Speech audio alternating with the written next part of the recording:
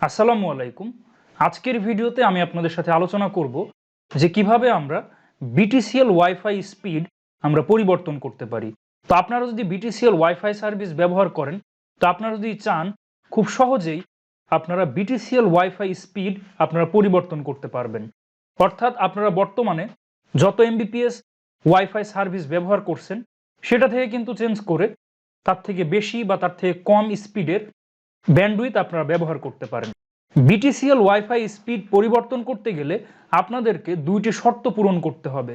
তার মধ্যে প্রথম শর্ত হলো আপনারা বর্তমানে যত এমবিপিএস এর সার্ভিস ব্যবহার করছেন সেটার ব্যবহারকাল মিনিমাম 3 মাস বা তার অধিক হতে হবে। আর দ্বিতীয় শর্ত হলো আপনাদের কোনো বিল পেন্ডিং থাকা যাবে না। অর্থাৎ আপনারা বর্তমানে যে ওয়াইফাই সার্ভিস বা যত এমবিপিএস ব্যবহার করছেন সেটার ব্যবহারকাল মিনিমাম 3 মাস বা তার অধিক হতে হবে এবং কোনো বিল পেন্ডিং রাখা যাবে না। তাহলে আপনারা খুব দ্রুতই আপনাদের এই বিটিসিএল ওয়াইফাই স্পিড পরিবর্তন করতে পারবেন। তো আমি বিটিসিএল এর অফিসিয়াল কর্মকর্তাদের সাথে আলোচনা করেছি, তারা আমাদেরকে এটাই বলেছে যে আপনাদেরকে এই বিটিসিএল ওয়াইফাই স্পিড পরিবর্তন করতে হলে আপনাদেরকে এই দুইটা শর্ত পূরণ করতে হবে।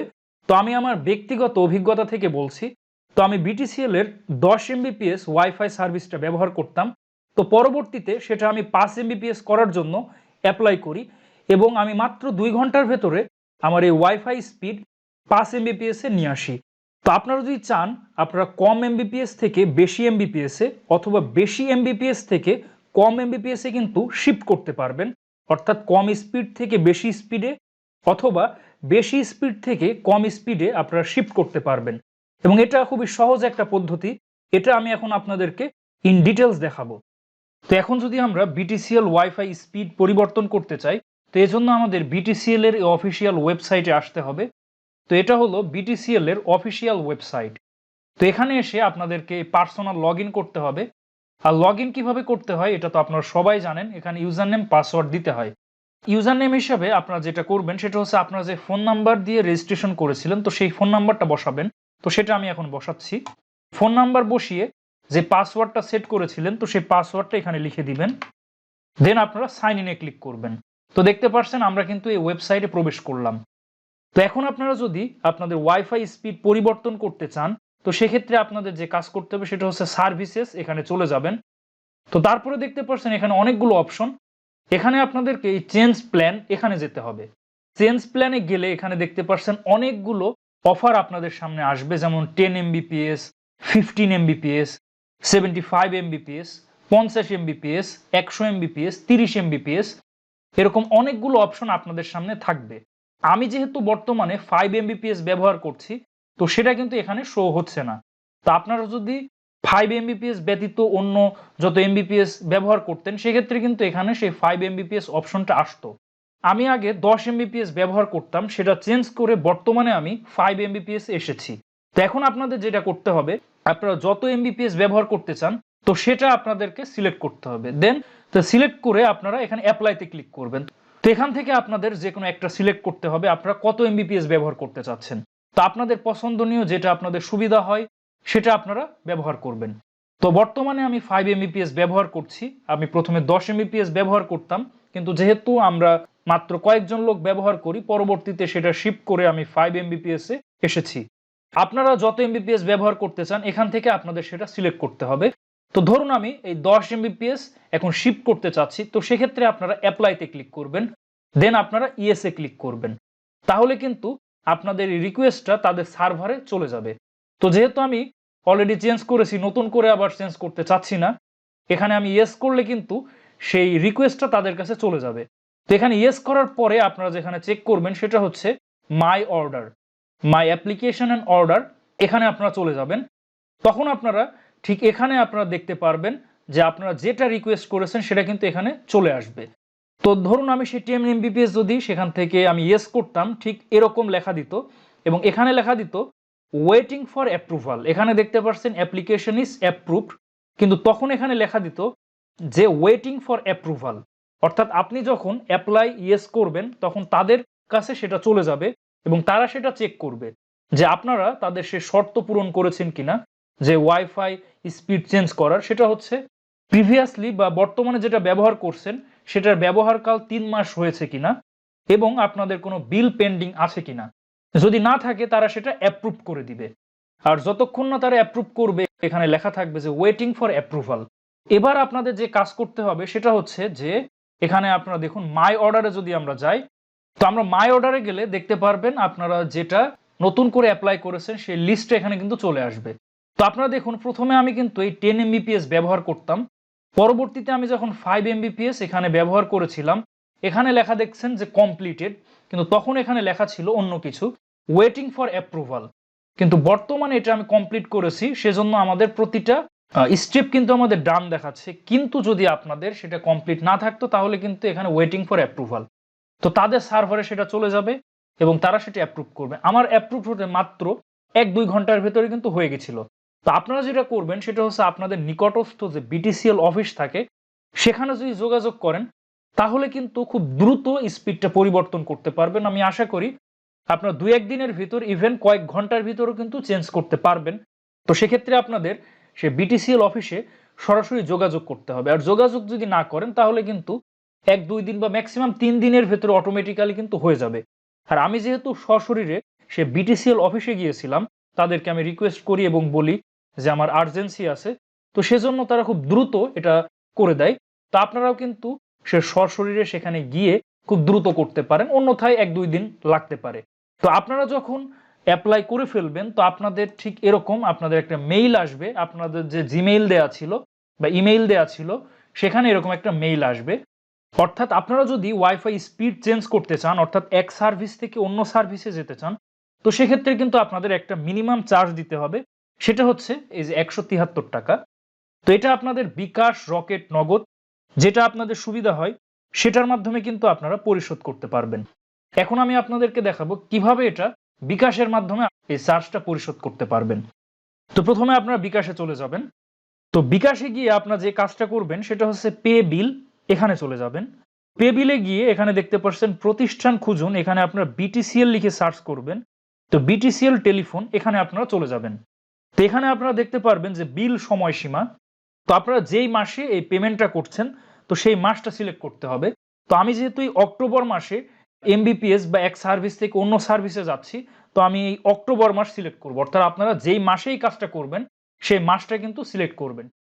তো এখানে আপনারা সেই মাসটা সিলেক্ট করবেন। এরপরে দেখতে পাচ্ছেন ইনভয়েস নম্বর দিন। তো এখানে যেটা করবেন দেখতে পাচ্ছেন আপনাদের মেইলে যে PDF ফাইলটা আসবে, এখানে যে ডিমান্ড নোট নাম্বারটি দেয়া আছে এটা আপনাদেরকে এখানে লিখতে হবে। তো আমি সেটা লিখছি।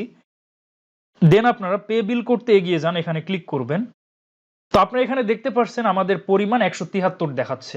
অর্থাৎ আমরা এই 173 পেমেন্ট করব, এটা কিন্তু অটোমেটিক সেট করা আছে। তো আপনাদের যে ওয়াইফাই আইডি সেটা অনুযায়ী কিন্তু এটা অটোমেটিক সেট করা আছে। অর্থাৎ আপনারা এই ইনভয়েস নাম্বার ব্যবহার করলে আপনাদের যে বিল সেটা কিন্তু অটোমেটিক চলে আসবে। এরপরে আপনাদের যে কাজটা করতে হবে সেটা হচ্ছে পরের ধাপে যেতে ট্যাপ করুন, এখানে চলে যাবেন। তো বাকি সিস্টেম কিন্তু একই। তো যেহেতু আমি অলরেডি পেমেন্ট করেছি তো সেজন্য কিন্তু আমি পরের ধাপে যেতে পারছি না। তো আপনারা যখন প্রথমে এটা করতে যাবেন তখন কিন্তু এই অপশনটা আসবে। তো এভাবে কিন্তু আপনারা এই যে যে চার্জ, অর্থাৎ আপনারা এক সার্ভিস থেকে অন্য সার্ভিসে যাওয়ার জন্য যে মিনিমাম চার্জ সেটা কিন্তু আপনারা এভাবে পেমেন্ট করতে পারবেন। এখন জাস্ট পরের ধাপে যেতে ট্যাপ করুন, সেখানে ক্লিক করলে আপনারা বাকি যেভাবে পে বিল করেন সে একই নিয়ম। তো এভাবে আপনারা এই বিলটা পরিশোধ করবেন। এর ফলে আপনাদের যেটা হবে আপনাদের ফোনে কিন্তু একটা মেসেজ চলে আসবে। তো সেই মেসেজটা আমি আপনাদেরকে এখন দেখাচ্ছি। তো আপনাদের BTCL থেকে এরকম মেসেজ আসবে, প্রথমে আমি আপনাদেরকে দেখাই। তো যখন আপনারা প্রথমে অ্যাপ্লাই করবেন সেখানে এরকম লেখা থাকবে যে your demand note for new BTCL connection has been send to your register email, please check and make the payment, thank you. তো আপনারা যখন প্রথমে অ্যাপ্লাই করবেন পছন্দনীয় সার্ভিসের জন্য তখন তারা প্রথমে সেটা রিসিভ করবে, দেন তারা চেক করবে তাদের শর্ত আপনারা পূরণ করেছেন কিনা, যে আপনারা বর্তমানে যেটা ব্যবহার করছেন সেটার বয়স 3 মাস হয়েছে কিনা এবং কোনো বিল পেন্ডিং আছে কিনা। যদি বিল পেন্ডিং না থাকে এবং আপনাদের যেটা ব্যবহার করছেন বর্তমানে সেটা 3 মাস হয় তাহলে তারা অ্যাপ্রুভ করে দিবে। আর অ্যাপ্রুভ করার সাথে সাথে এরকম ফোনে একটা মেসেজ আসবে যে তারা একটা ডিমান্ড নোট আপনাদের ইমেইলে কিন্তু পাঠিয়ে দিয়েছে, ঠিক এরকম একটা ডিমান্ড নোট তারা পাঠিয়ে দিবে। আপনারা যখন এই বিকাশে একটু আগে দেখলেন, তো তারপরে আপনারা যখন এই পেমেন্টটা করে দিবেন এখানে লেখা থাকবে we have received your payment, the connection will be established soon, thank you.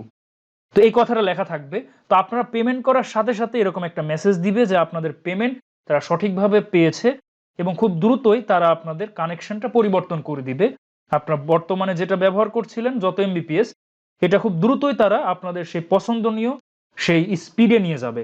তো আমি প্রথমে 10 এমবিপিএস ব্যবহার করতাম, সেটা আমাকে 5 এমবিপিএস এ আমি যেহেতু অ্যাপ্লাই করেছিলাম 5 এমবিপিএস করে দিয়েছিল। ওয়াইফাই স্পিড চেঞ্জ হয়েছে, সেটা আপনারা যেটা করবেন সেটা হচ্ছে হোমে চলে যাবেন। তো হোমে গেলে ঠিক এখানে দেখতে পারবেন যে ব্রডব্যান্ডের ঠিক এখানে, তো আপনাদের যদি চেঞ্জ হয়ে থাকে এখানে যেটা লেখা দিবে সেটাই বুঝবেন যে চেঞ্জ হয়েছে। তো প্রিভিয়াসলি যেটা লেখা ছিল সেটা চেঞ্জ হয়ে যদি আপনাদের নতুনটা চলে আসে তাহলে বুঝবেন যে আপনাদের ওয়াইফাই স্পিড কিন্তু চেঞ্জ হয়েছে। তো এখানে আপনারা দেখতে পাচ্ছেন GPON 5 এমবিপিএস পোস্টপেইড। প্রথমে আমি 10 এমবিপিএস ব্যবহার করতাম, তো আমি 5 এমবিপিএস এর জন্য অ্যাপ্লাই করি। তো অ্যাপ্লাই করার পরে পেমেন্ট করার পরে অটোমেটিক্যালি কিন্তু আমার সেই 10 এমবিপিএস থেকে আমাকে 5 এমবিপিএস এ শিফট করে। এভাবে কিন্তু আপনারা খুবই সহজে আপনারা বিটিসিএল ওয়াইফাই স্পিড পরিবর্তন করতে পারবেন। আর আপনারা আরেকটা কাজ করবেন যে মাই অর্ডার এখানে গিয়ে ঠিক এখানে গিয়েও আপনারা চেক করতে পারবেন। মাই অর্ডারে চলে যাবেন। তো মাই অর্ডারে গেলে আপনারা পরবর্তীতে যেটা অ্যাপ্লাই করেন অর্থাৎ আপনারা যেই স্পিডে যেতে চান তো সেটা দেখতে পারবেন কমপ্লিটেড, যদি আপনাদের সেই সব কিছু প্রসেস কমপ্লিট হয়। আমি দেখুন প্রথমে 10 এমবিপিএস ব্যবহার করতাম, সেটা মে মাসের 8 তারিখে অ্যাপ্লাই করি।